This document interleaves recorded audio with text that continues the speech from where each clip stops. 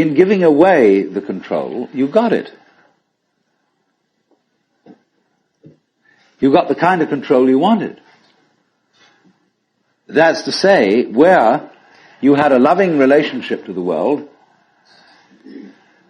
but you didn't have to make up your mind what it should do. You let it decide.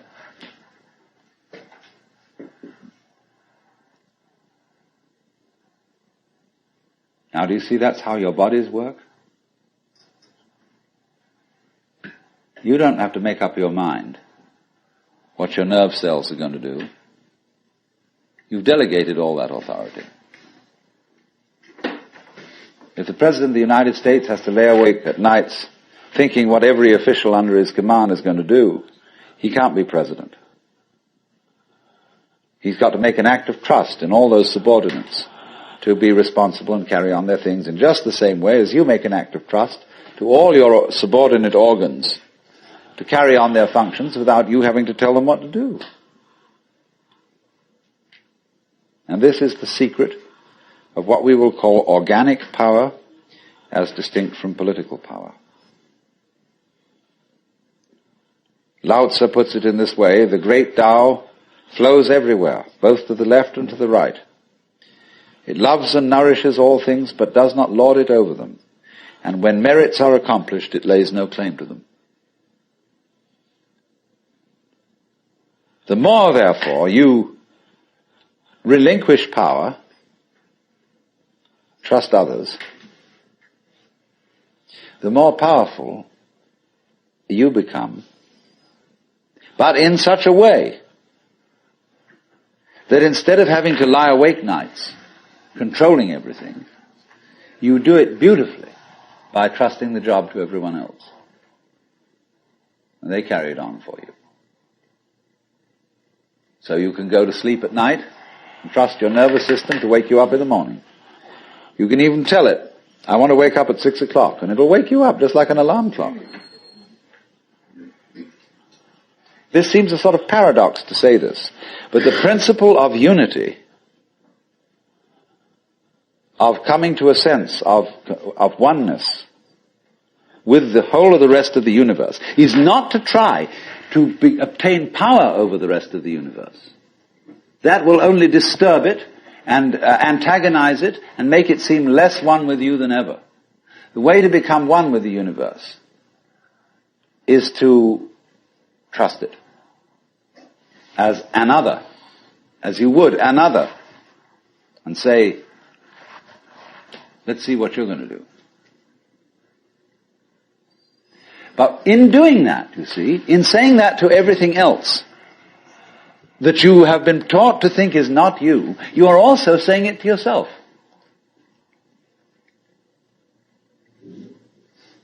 Because finally, as I pointed out, you do not know where your decisions come from. They pop up like hiccups. And when you make a decision, people have a great deal of anxiety about making decisions. There's this guy farmer, who ordered a help man to come in, and found he was an extraordinarily efficient worker, because the first day he put him on sawing logs. And he sawed more logs than anybody had ever sawed. It was fantastic. But it was all done in one day. So the next day he put him on to mending fences. And there were all kinds of broken fences around the farm, and in one day he had the whole thing done. So he thought, what am I going to do with this guy? So he took him down into a basement and said, look, here are all the potatoes that have come in from this harvest. And I want you to sort them into 3 groups. Those that we sell, those that we use for seeding, and those that we throw away. So he left him at that. At the end of the day, the laborer came back and said, well, that's enough, mister. I quit. Oh, he said, you can't quit. I've never had such an excellent worker. I'll raise your salary. I'll do anything to keep you around here. I said, no. It's all right mending fences and chopping wood, but this potato business is decision after decision after decision after decision.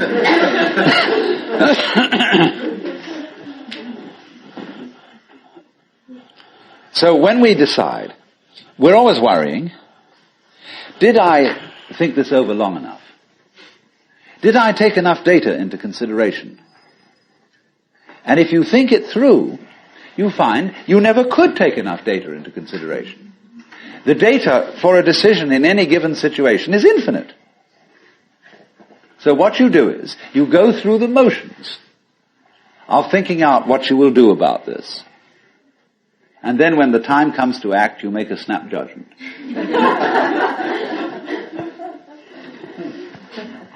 I mean, I'm speaking a little extremely, making some fun of it and so on, because after all, we do occasionally get the vague outlines of things and make a right decision on rational grounds.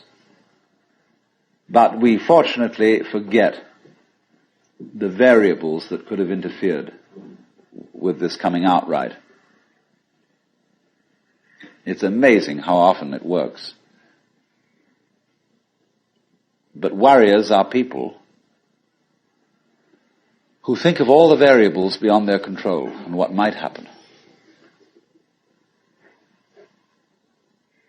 So then when you make a decision, and it works out all right,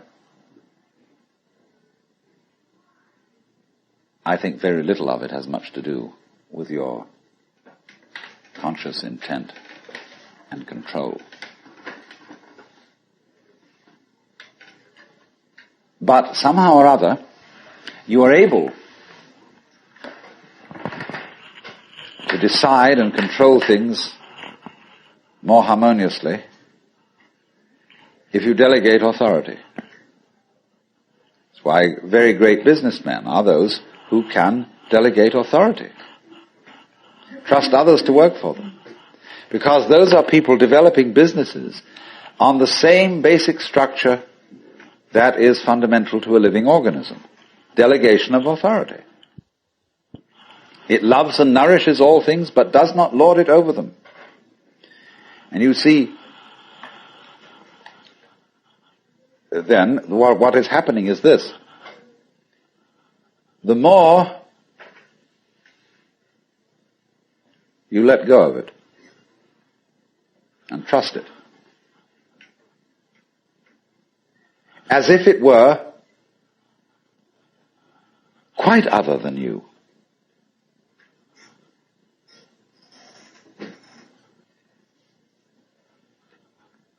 the more you realize the inseparable identity of self and other.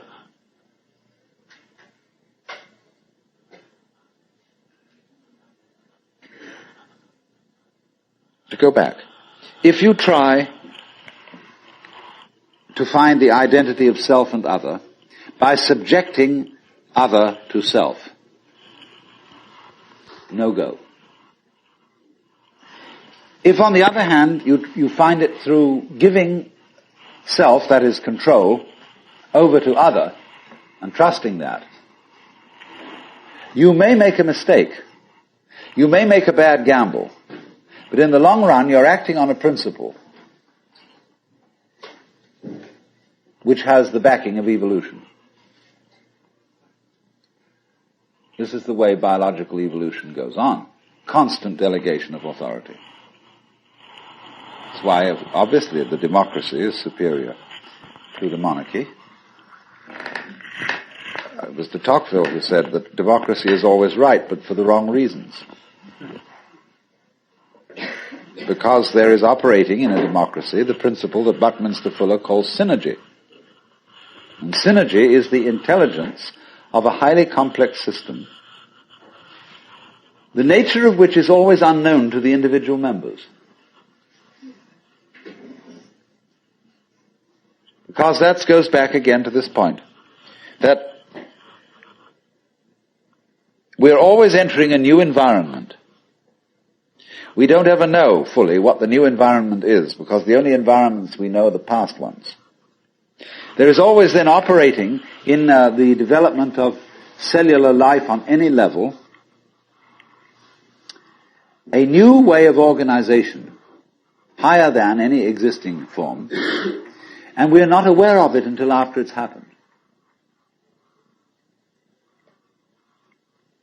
if you ever saw, for example, the film Kon-Tiki,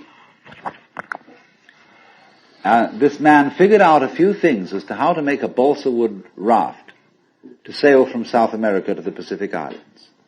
But once he had set this in motion, he discovered that all sorts of unexpected factors cooperated with him. That when the wood got wet, it expanded so that the ties bit into it and held it completely secure. He had never expected that. And he found that as he sailed along, a flying fish would simply alight flat on the deck every morning for breakfast. That all kinds of natural factors, it was just, he had touched a key where he was flowing with the course of nature, and everything cooperated with him. Because he had touched the key. He had made the act of faith. And he was just picking up, in other words, a practice which had been hundreds and hundreds of years ago, had been followed by others who had worked it out by their great ecological awareness.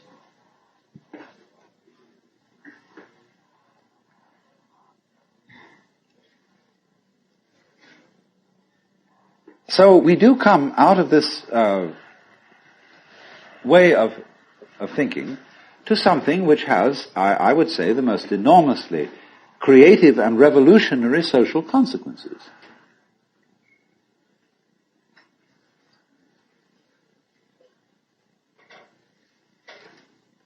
That it has become not virtuous, not self-sacrificing, not anything like that. It has become the hardest practical politics to let go control to others, to give up trying to dominate the scene.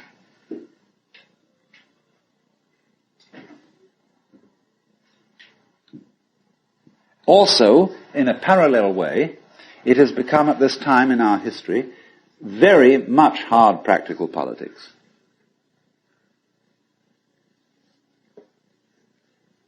To learn how to enjoy ourselves. You can go to the Protestant people with their Protestant ethic who are against this kind of thing, and now say to them with great glee, it is your solemn duty to learn how to enjoy yourself. Why? Because in an age of leisure, people have really got to know how to enjoy themselves. Because if they don't, they'll smash the whole future of the human race.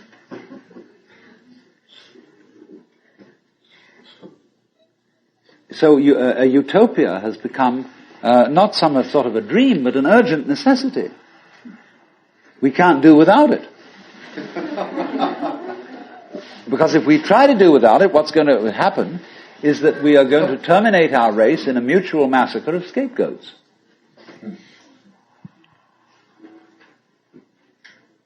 And so the present paranoia in the United States that is going on, where everybody is thinking up a new scapegoat and how great it will be to demolish them or get them out of power. All this kind of bickering and right and left politics has become irrelevant.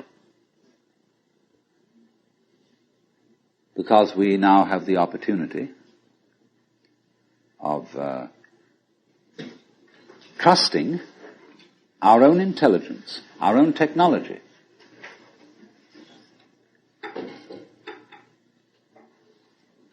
to take the risk of doing what we want,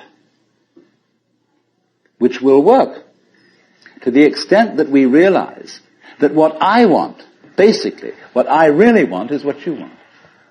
And I don't know what you want. Surprised me.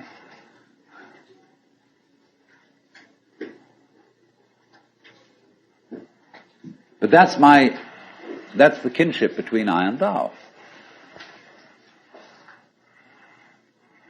So when I ask, I go right down to the question, which we started with. What do I want? The answer is, I don't know. When Bodhidharma was asked, who are you? Which is another form of the same question. He said, I don't know. Planting flowers to which the butterflies come. Bodhidharma says, I know not. I don't know what I want. Well, when you don't know what you want, you've reached the state of desirelessness.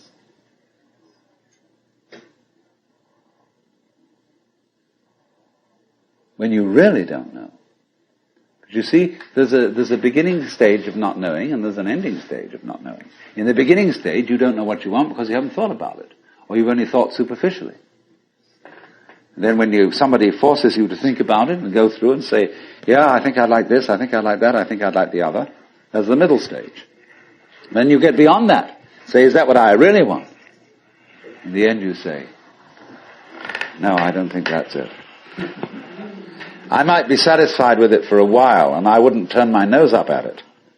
But it's not really what I want. Why don't you really know what you want?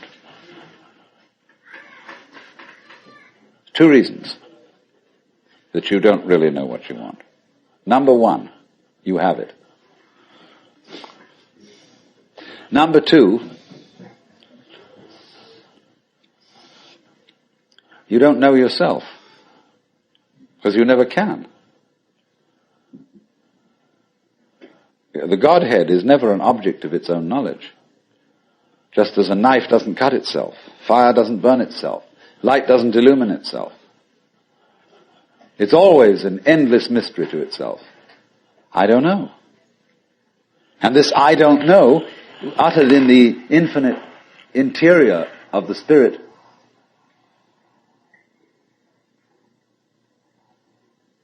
this I don't know is the same thing as I love, I let go, I don't try to force or control. It's the same thing as humility.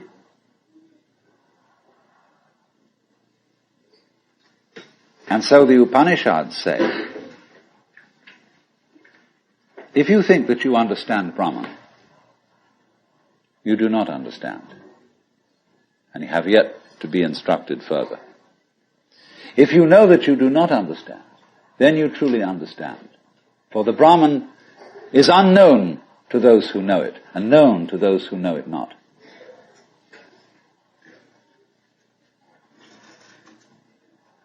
And the principle is that any time you, as it were, voluntarily let up control, in other words, cease to cling to yourself, you have an access of power. Because you're wasting energy all the time in self-defense. Trying to manage things, trying to force things to conform to your will. The moment you stop doing that, that wasted energy is available. And therefore you are, in that sense, having that energy available, you are one with the divine principle. You have the energy. When you're trying, however, to act as if you were God, that is to say, you don't trust anybody and you're the dictator and you have to keep everybody in line, you lose the divine energy. Because what you're doing is simply defending yourself. So then, the principle is, the more you give it away, the more it comes back. Now you say, I don't have the courage to give it away. I'm afraid.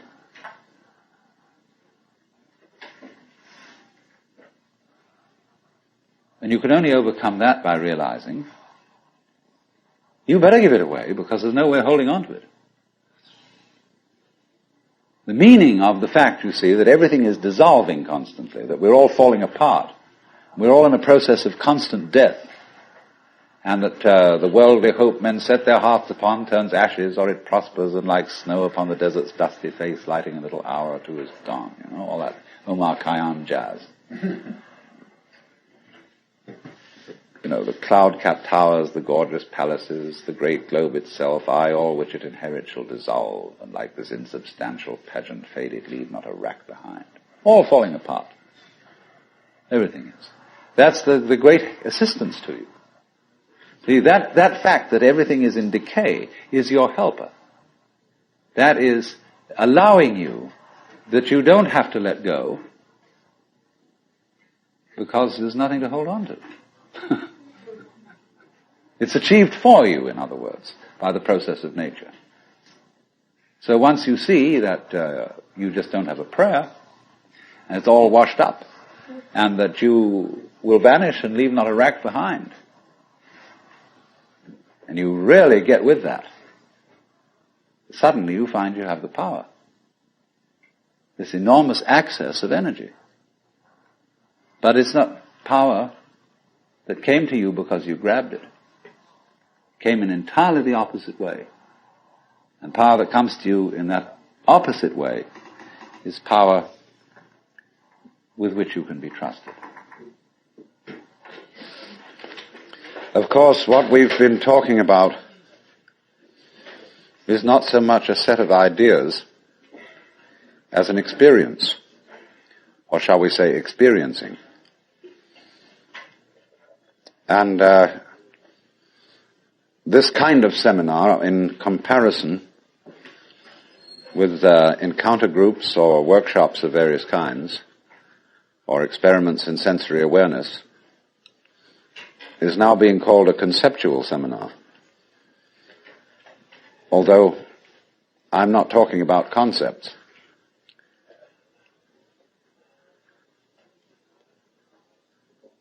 But the crucial question arises that an understanding, a real feeling understanding, of the polar relationship between the individual and the world is something that operates, as we say, in your bones, and isn't just a view that you hold or a belief that you hold. It's so curious that the emphasis of the Western tradition in religion is primarily upon right belief. Do you believe in the right dogmas and the right doctrines? And only secondarily upon right action. Because what you believe is, in Christianity at any rate, far more important than what you do. Because one is saved through faith, not by works. And early in its history, the Christian church rejected the movement in the church which had been known as Gnosticism, from the Greek gnosis, which means knowledge. And in a way, there were some sound reasons for doing so. Because the Gnostics were what I would call anti-materialists. They divided human beings into three classes that were called, respectively, pneumatic, psychic, and hylic. The last one being H-Y-L-I-C, from the Greek hyli, or they would call it now ile, meaning wood. So the people were spiritual, psychological, and wooden. And that is to say, the wooden people were those most absorbed in materiality and most closely identified with their bodies. And Orthodox Christianity rejected this sort of distinction because of the perfectly correct idea that material existence is not inconsistent with spirituality. This is something which most Christians have forgotten. But they do believe as the central principle of Christianity in what's called the incarnation. That in the Jesus of Nazareth, Almighty God did in fact become material, become human. And by this process, initiated a transformation of the cosmos. In the words of St. Athanasius, God became man, that man might become God. And you don't hear that from the pulpit very often. The Christian church therefore emphasized pistis or faith as against gnosis or knowledge. Because they said you can never know God. God could never become an object of knowledge. And in this funny roundabout way, the Christian theologians were saying exactly the same thing as the Hindus. Only the Hindus do call this knowledge of God through faith, they call it jnana, which is the same as the Greek word gnosis. But just to give you a little sidelight on how words get mixed up in their meanings, we now have a class of person called an agnostic. And an agnostic generally means a person who doesn't commit himself to any beliefs about the ultimate nature of things. He just says he doesn't know. But the original word, agnosia in Greek, meant a special kind of knowledge. It was called the dark knowledge of God. The knowledge of God in the cloud of unknowing, to use the title of a mystical treatise written by an anonymous 14th century English monk. This monk derived his ideas from a very mysterious figure who wrote under the name of Dionysius the Areopagite. Dionysius was a 5th or 6th century Syrian monk who had learned his mysticism from Porphyry, who got it from Plotinus, who was a Neoplatonist, and who probably got a great deal of stimulation from the intellectual world of Alexandria. And Alexandria, in the early years of the Christian era, was a tremendous exchange place between East and West. Buddhist monks visited Alexandria. It was one of the great centers of trade between Rome and India. And as you may know, all Rome's gold eventually went to India for the purchase of pepper. And as a result of this, the Roman economy collapsed. They bought too much luxury from India. India, in exchange, got Roman architecture. And you'll see a lot of Roman architecture in Indian temples. But Alexandria was the great center for the Gnostics and for Christian theology. And some of the greatest theologians, Clement, Origen, Athanasius, St. Cyril, all worked out of Alexandria. Well, now going back to this strange monk, Dionysius, it was he who first put around the idea in Christian circles that there was such a thing of the knowledge as the knowledge of God by faith. By agnosia, really, by unknowing. And he, in a book which he wrote, very short book called the Theologia Mystica, he wrote a treatise on the higher knowledge of God, which might be quoted directly from the Upanishads, in certain parts of it. The last section of it reads like the Mandukya Upanishad, because it's a series of negations.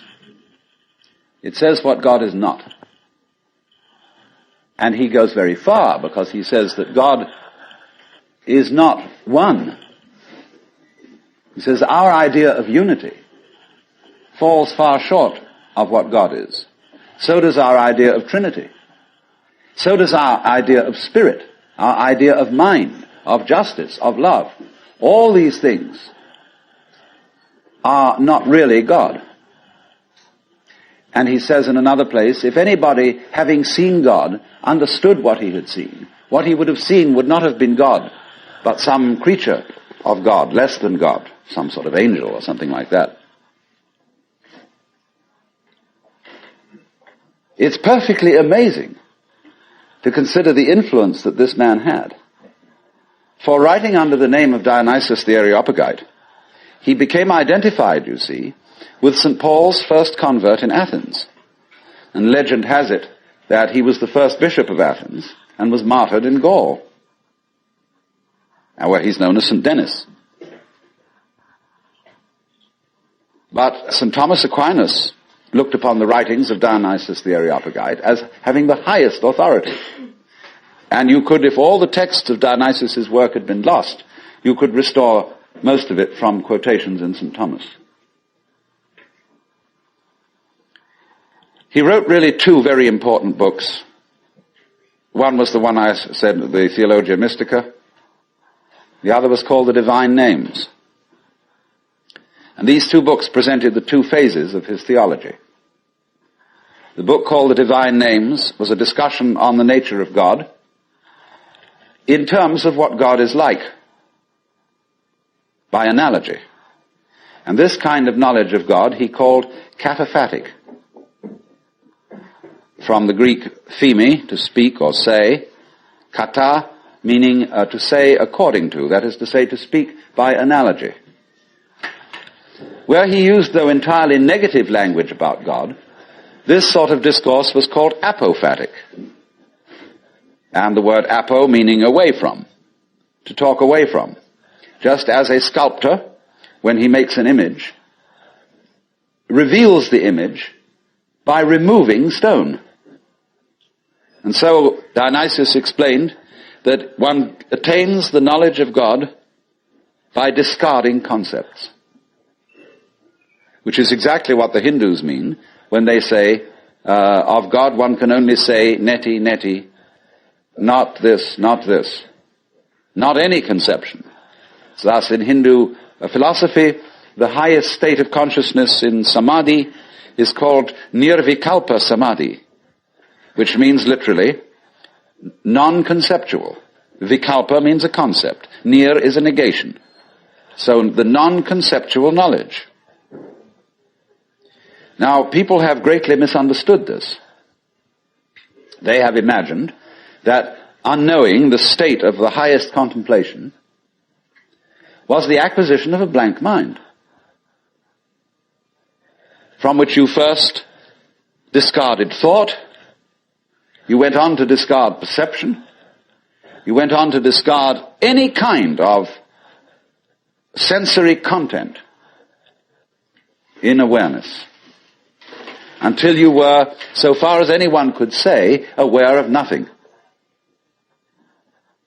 And they supposed that this kind of catatonic state was mystical consciousness. This is often believed in India. If you go to the Vedanta Society and ask, what do you mean by nirvikalpa samadhi, they will tell you that the one in that state has no consciousness whatsoever of the sensory world. That he is completely absorbed, as you sometimes see Hindu holy men sitting in a state where they are blind and deaf to everything going on around them. The founder of Chinese Zen, known as Huineng, described people like that as no better than pieces of rock and lumps of wood. He said it's a very serious mistake indeed to confuse sunyata, the Sanskrit word for the great void, which is both the ultimate reality and the consciousness thereof. He said it's a great mistake to confuse it with nothingness. It is rather to be thought of as space, or like space. Because space is not empty. It contains the whole universe. And so in the same way, the state of mind of a person who is truly enlightened is not empty. It contains everything. But like space, it is not stained by what it contains. And it's often said in Zen imagery, you can't hammer a nail into space. You can't spit on the sky and soil it. If you try, the spit will just return and hit your own face. So they go on to say the consciousness in all of us, your basic mind is like space. It is completely pure. But of course by purity, they don't mean unsexual, which is of course what purity generally means in the Western world. Blessed are the pure in heart, for they shall see God. A person who's pure in heart is generally understood as one who never has any naughty thoughts. You know what naughty means? Means vain, negative, empty. A naughty person, therefore, is one who doesn't amount to anything, who's just nothing. That's the real meaning. But this misunderstanding of the nature of contemplation existed not only in India, from which it was transmitted to China, but also in the West. You read many treatises on Western mysticism, and there's still the feeling that getting into a deep, deep trance, sometimes called rapture. Again, the word rapture has undergone some transformations. We talk about rapture as people being beside themselves with pleasure. But to be rapt means to be taken away from the body. So also ecstasy, we now interpret as meaning in a state of high pleasure. But it means to be outside yourself, to stand outside yourself. Your soul has left you, it is with God. As Arabs say of all crazy people, be kind to them. They're not here, their soul is with God. But actually, if it can be true, as Buddhists say, that nirvana and samsara are one, and if it can be true, as Christians say, that the spirit can be made flesh, the word can be made flesh, then obviously the highest form of man is not sitting in a trance like a lump on a log, with a perfectly blank mind. Because if that were the highest state of consciousness, it would be an exclusive state of mind. A state of mind that shuts out life. And in that sense it could not qualify for being what the Hindus call non-dualistic. They always speak of the highest reality as being not one, because one excludes many. Not nothing, because nothing excludes something. Not being, because being excludes non-being, and vice versa. And so they use this word non-dual to mean that which doesn't exclude anything, which, as it were, has no outside. As we say, space has no outside. You can only have outsides inside space. You can't have any outsides outside space. There is no outside space, even though space may be curved and finite.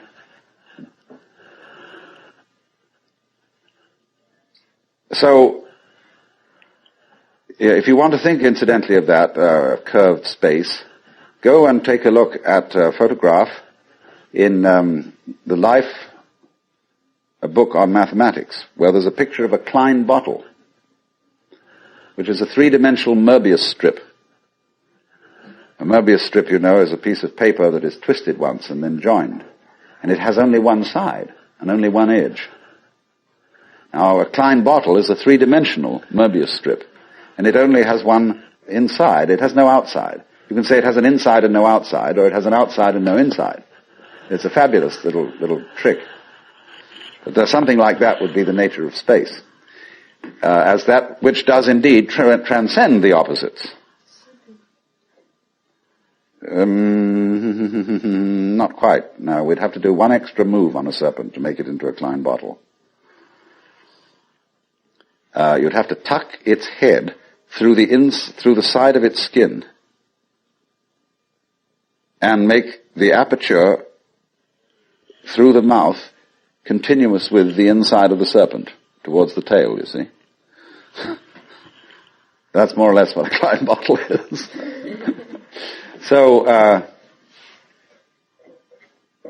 what I'm getting to, I'm giving you something out of the general history of religions to show that what has been meant by the mystical state, the state of samadhi or awakening in certain traditions, is not this state of trance, but a state of consciousness in which you can perfectly well carry on your daily affairs.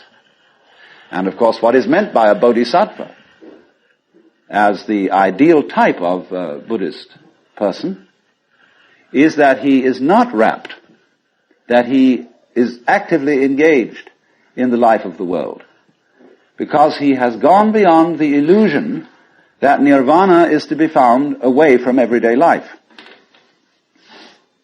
So, what is then the point of meditation? Why meditate? Why do you have to crawl off into a hole? Or go to a Zen monastery? Or retire and be quiet?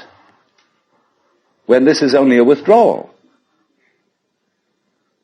Is there anything to be said for it? Well, meditation is in that sense, as a practice, as a discipline, is a very curious problem.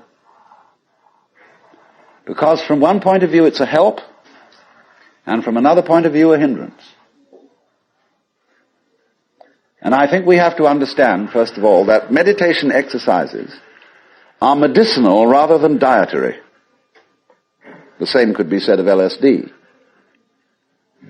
A medicine, not a diet. Something that is described in Zen as when you want to open a door, or summon someone to open the door for you, you pick up a brick and you knock on the door, but you don't carry the brick into the house. When you need a raft for crossing a stream, you cross the stream on the raft, but you leave the raft on the bank at the other side. You don't go carrying it around. But a lot of people, when they get into meditation, or they get into religion, or into any kind of exploration of this sort, turn the door into a revolving door and keep on going round and round and round and never get through.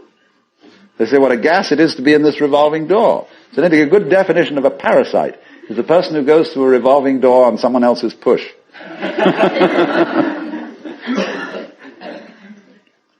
So there are all sorts of people in the religious racket who are going through revolving doors. And they're very bitter about people who walk right through and leave the door behind, because they say, well, you haven't paid enough respect. You must really understand religious one-upmanship. It's a tremendously important thing. And don't be caught out by this, because what happens is, there's a little game going on, which I'm going to initiate you into. And it's played in Zen, which is,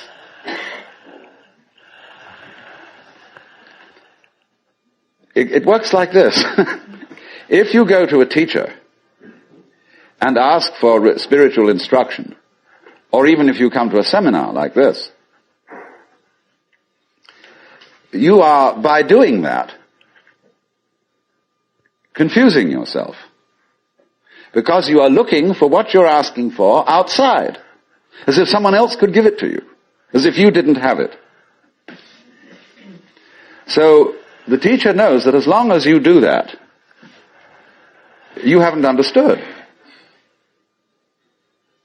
But he doesn't just tell you to go away. Or we may sometimes just say, go away, I'm too busy. And in any case, I can't tell you anything. Well, people won't take that for an answer. They won't take no for an answer. And furthermore, if he just said, go away, they would just find some other teacher who would exploit them and maybe keep them as followers for years and acquire a great deal of money by so doing. But what he does is another thing. He tries to give them the put down, as if to say, you have a great long distance to go yet. Your attainment is not at all perfect. And they're always talking about other sects and other schools and saying, well, they haven't really got the point, you see? So that you keep losing faith in yourself. and feeling, my goodness, I haven't yet attained this thing. And that keeps you working. But all the time, you're being talked out. It's like someone who's a pickpocket and he's stolen your own watch and is selling it to you.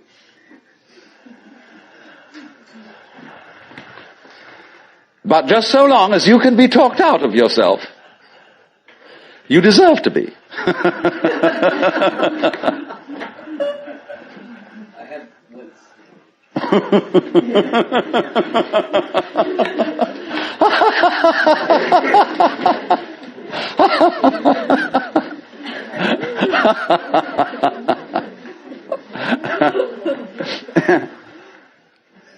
Now, you become very aware of this. If you ever do momentarily slip into some sort of mystical experience, you become aware of this tremendous gamesmanship going on. And you see it as sort of continuous with all sorts of cosmic games that are going on, of creatures eating other creatures up, and the creatures that get eaten, of course, transform themselves into the creatures that eat them, and then in turn eat other creatures. And you see the whole hide-and-seek game going on, and then you realize very clearly that the state of development that you are in now is no better and no worse than anybody else's state. Because it's like space again. Which planet is in, or which star is in the best position? Well, it's all equal. They're all in the middle. Any one can be considered as the center one. Any point on a sphere is the center of the surface of the sphere. So, in the same way, everybody, in all his behavior, whatever he's doing, whether we call him from a certain point of view sick, or whether we call him healthy, whether we call him good or bad, neurotic, normal, psychotic, sane, all the manifestations are just like the leaves on the trees. And in each being in a unique way is, as Christians would say, manifesting the will of God. So, there really, from that point of view, you see, there is nothing to do to attain Buddhahood. Nothing at all. But you see, that's very difficult to understand, because a lot of people, when they hear that there's nothing to do, try to do nothing. And you can't. Because you are karma, and karma means action. You can't do nothing. But the thing you're looking for, or think you're looking for, is what you're doing. Is what's called you. Only, of course, as we all know, we've got ourselves into the idea that oneself is so difficult to see. Because it's like, as I've often said, trying to bite your own teeth or look into your own eyes, and you can't find it. It's always behind. It's like your head is, from the optical point of view, a blank space. Neither light nor dark. It's right in the middle of everything. And so, one of the great tricks of gurus is to set people looking for their heads. There's a famous story of a king in India in ancient times called Yajnadatta. And one morning he woke up and reached out for his mirror and brought it over. No head. He was looking in the wrong side of the mirror. And he was kind of bleary-eyed and had a hangover. So he summoned servants and said, "Ye gods, I've lost my head. Find it." And they said, "But Your Majesty, it's there on your shoulders." He said, "It is not. I can't see it in the mirror. Nobody can show me my head." So they were rushing all over the place, looking for the head. Now the trick to that is, of course, that you are perfectly well aware of your head, only not in a form in which you expect to be aware of it. You expect to be aware of your own head in the same way as you're aware of other people's heads. But that wouldn't be true of you, because you've got an inside view on your head. You have an outside view on other people's heads, because, of course, you're taking an inside point of view. But the way in which you are aware of your head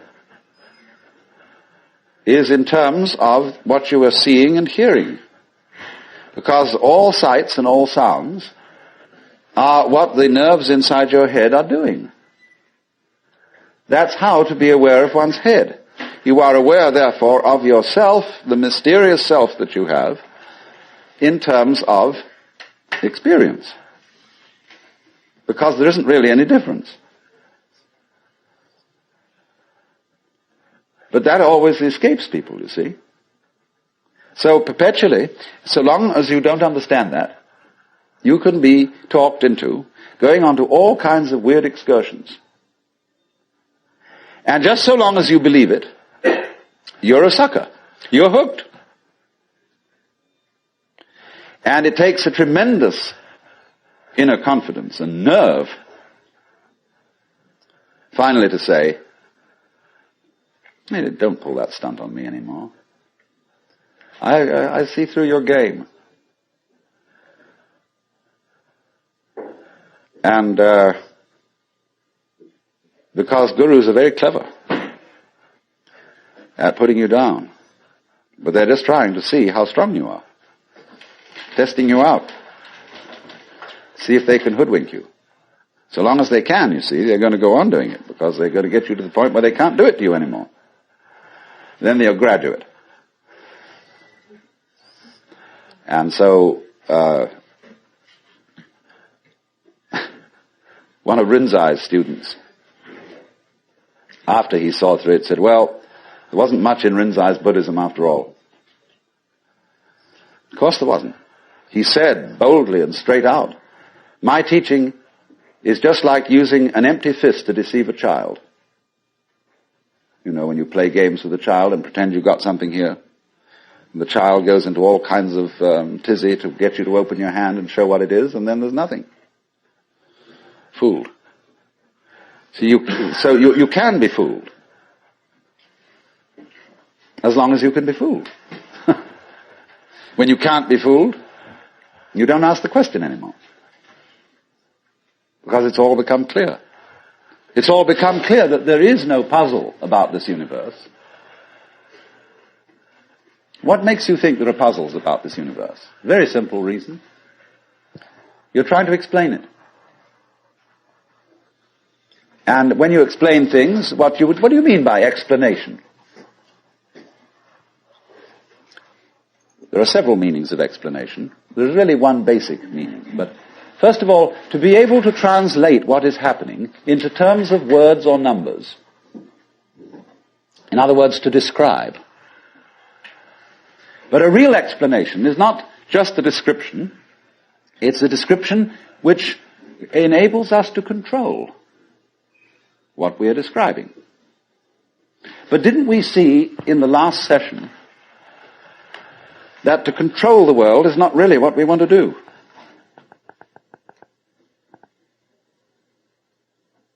So that if all explanations have as their function enabling us to control things, then maybe an explanation isn't what we wanted. And furthermore, you can very simply see that what makes things complicated is explaining them.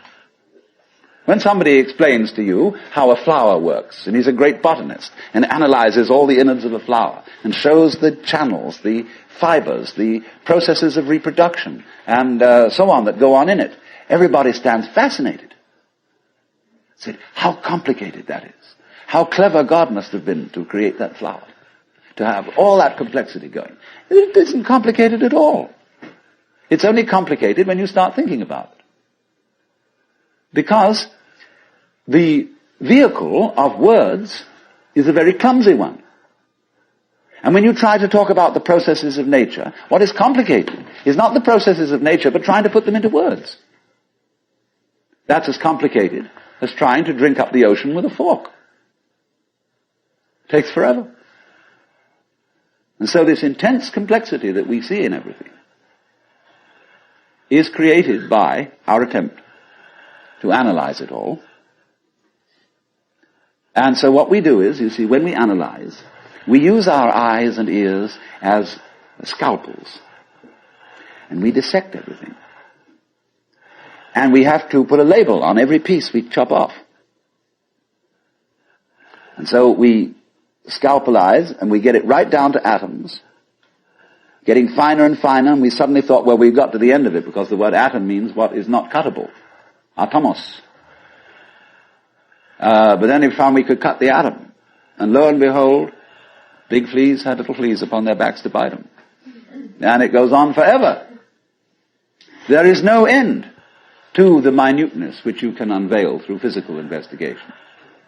For the simple reason that the investigation itself is what is chopping things into pieces. And the sharper you can sharpen your knife, the finer you can cut it. And the knife of the intellect is very sharp indeed. And the sophisticated instruments that we can now make, well, there's probably no limit to it. But in a way, all that is vain knowledge. In a way. Because you see, what it does is, it gives you the illusion that you've solved your problems. When you have controlled certain things, and you have solved certain problems, practical problems, you say, fine, more of that please.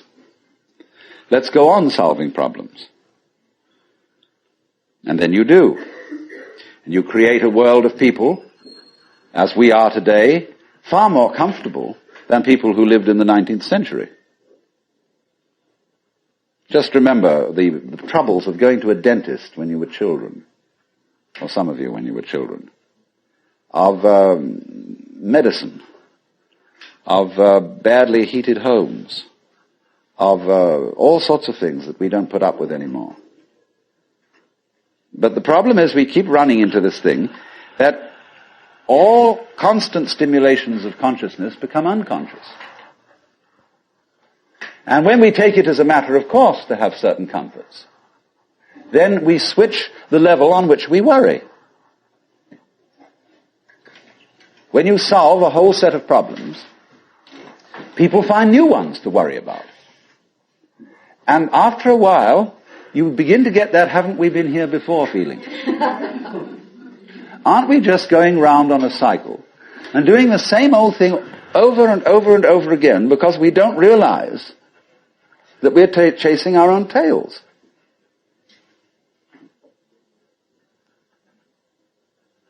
By an eternally recurrent process of not knowing who you are.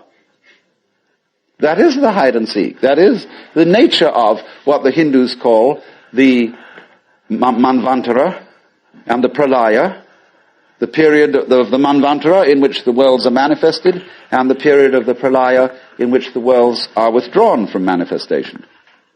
In and out, in and out. Evermore came out by the same door as in I went. And the thing is to get to the point where you can see that you are doing that in every moment of your existence, with every tiny little atom of your body. You now, at this minute, you see, are the whole system of inning and outing. In other words, you often think perhaps, maybe a long, long time ahead, I shall reach the point where I wake up from manifestation and overcome the world illusion and discover that I am the supreme reality behind all this diversification. My friends, there is no diversification.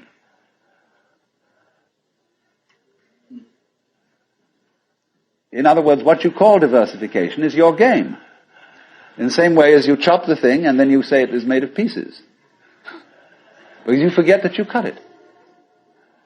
And so when you see the world as complicated and that there are life problems and that you might one day succeed. See, hundreds and hundreds of people are running like mad after something that they call that is success, and they have no idea what it is. So in exactly the same way, the guru is keeping you running and running after spiritual attainment. You don't know what you want. This is where Krishnamurti is so clever. Because he says, if you ask me for enlightenment, how can you ask me for enlightenment? If you don't know what it is, how do you know you want it? Is that any concept you have of it will be simply a way of trying to perpetuate the situation you're already in. If you think you know what you're going out for, all you're doing is you're seeking the past. What you already know, what you've already experienced. Therefore, that's not it, is it? Because you say you're looking for something quite new. But what do you mean new? What's your conception of something new? Well, you figure I can only think about it in terms of something old. Something I once had. So he doesn't say anything. He doesn't indicate anything positively. Everybody says, why are you so negative? Why don't you give us something to hang on to? Well, the simple answer is it would be spurious. You don't need anything to hang on to. You're it. You don't need a religion.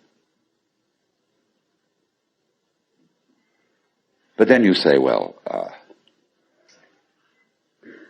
what is all this religious stuff about then? Why don't we just forget it? You can try. By all means. Just go away. Don't go to gurus. Don't go to church. Don't enter philosophical discussions. Forget it. But then you'll realize that by having consented to forget it, you're still seeking. What a trap. What can you do?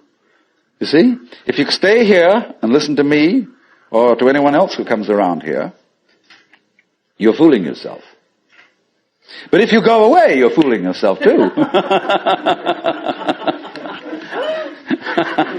Because you still think that's going to improve your situation. It won't. And therefore, when you discover that it doesn't, you'll think, well, maybe it was a mistake to go away, and you come back to the guru. And he looks at you and says, you are very undisciplined, very inferior student. And you need to apply yourself. Well, as I explained what he's doing. But it comes down in a way to a sort of contest with the guru. You see? Will you call his bluff? You're afraid to. Because you might discover that if you do call his bluff, he's no better than you are. Well, that's what you're supposed to find out. But without being cynical about it. He's as divine as you are. But you've got to call the bluff. There's going to be a showdown. And it's a double bind. The whole situation's a double bind. Because it doesn't do any good to stay here, and it doesn't do you any good to go away. Either to do something about it or to do nothing about it. Now then, there's something else.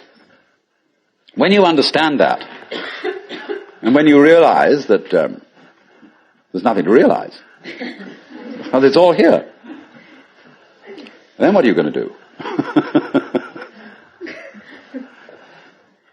Well, of course, this is the sense of the Zen poem.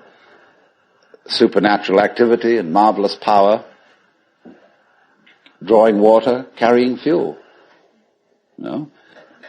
Do whatever one does as a human being. But there's a little element of Philistinism in that. It's like when a child is pestering father or mother with all sorts of questions.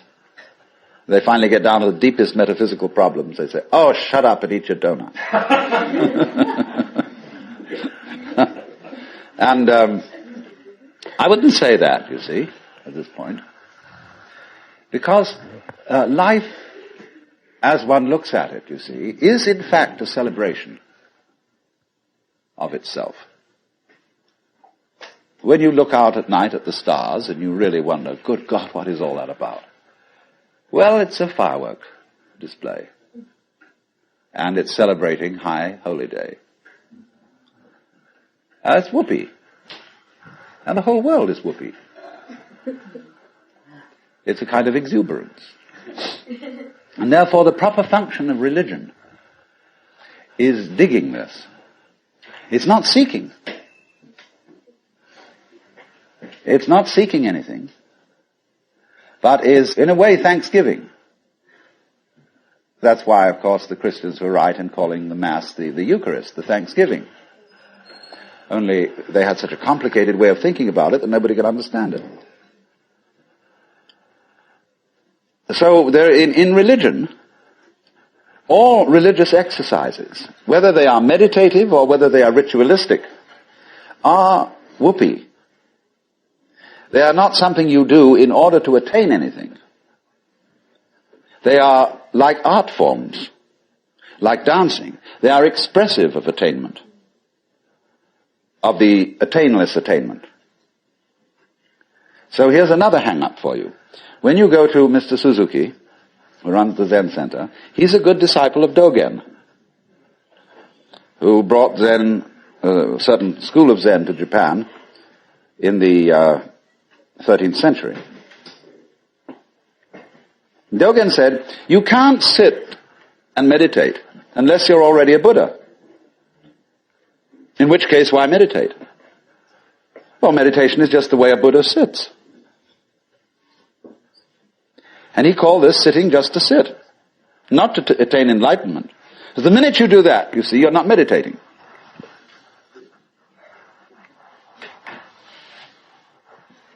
So you only become a good meditator if you're not looking for anything.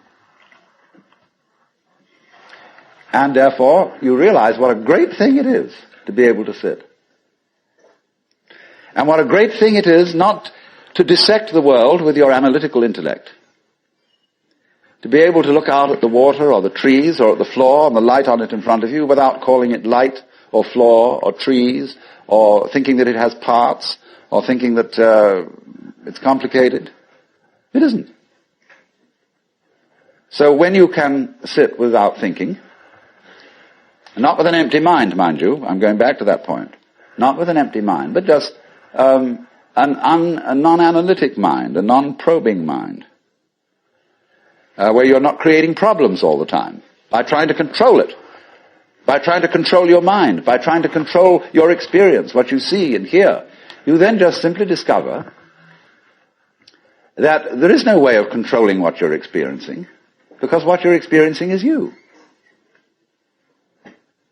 And to try and really fundamentally control that is just going around in a circle. So, if I would say to you now, what you have to learn is to let it happen. That's wrong too. There's no one to let it happen. If I say to you, accept your experience, be calm and open to things, that again perpetuates the illusion that you're something different from it. And so we go round and round. But if there are some people who want to get together, and like we would get together to play poker, or to have a walk, go fishing, or sail a boat, if there are some people who want to get together to meditate, and to have rituals, and to chant, great. It's an art form.